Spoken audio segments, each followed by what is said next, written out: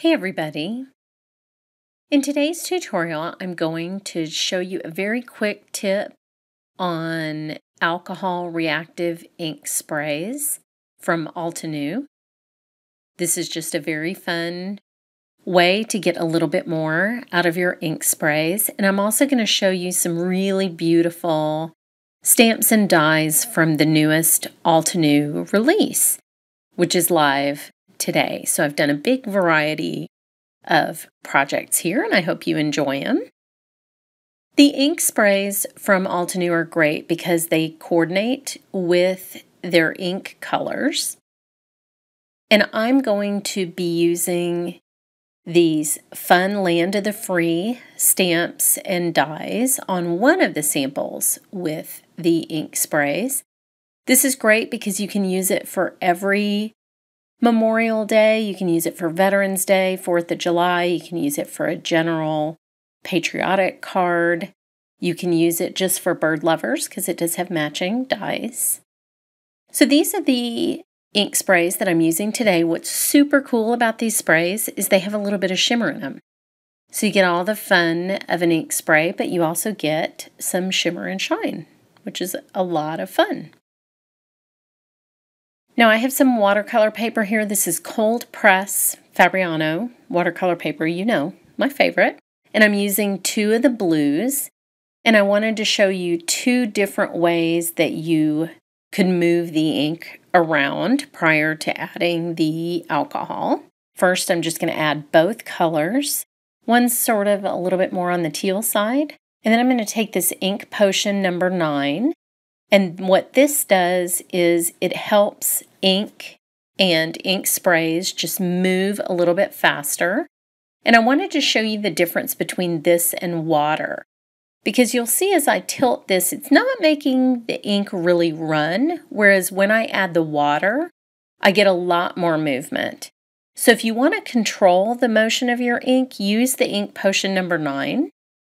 And if you want to just make a big splash, use water to move your ink sprays around. Now I have a little bit of alcohol. I'm just pouring it into the palm of my hand. And then I'm just flicking it onto these beautiful shimmery ink sprays. And you can see the fun movement that I get. This would be great for like a galaxy background or something similar. You want to be careful not to put too much onto watercolor paper, because it will actually make your watercolor paper a little bit translucent. So you can see these fun little cells that open up. Just when you start to see those, then you know that you have enough alcohol on the paper. Now this will dry quite a bit lighter than what you see here, so don't be afraid of using a lot of color on your ink spray pieces.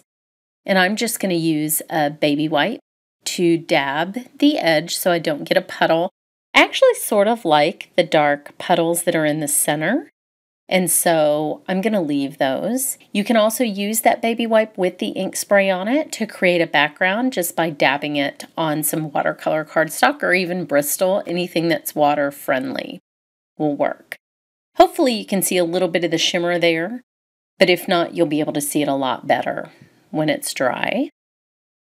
So I'll take my heat gun, and I used a lot of spray and a lot of water on this watercolor paper, and so I'm going to need to either dry both sides very thoroughly with my heat gun or go ahead and let it dry for a while naturally in the air conditioning.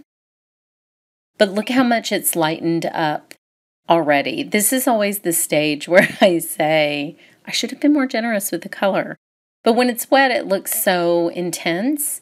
And so what I would recommend is just come back with another layer. You can even do another layer of light alcohol spritzing on top of the new layer. But now you can really see the shimmer. There are like silver shimmer particles in there, and they are so beautiful in real life. So here are some of the samples that I made with these beautiful backgrounds. Hard to see the shimmer here. And also some other cards that I made with the stunning new releases from Altenew today. So head over to my blog, for a giveaway and more information on these projects. Thanks so much for watching.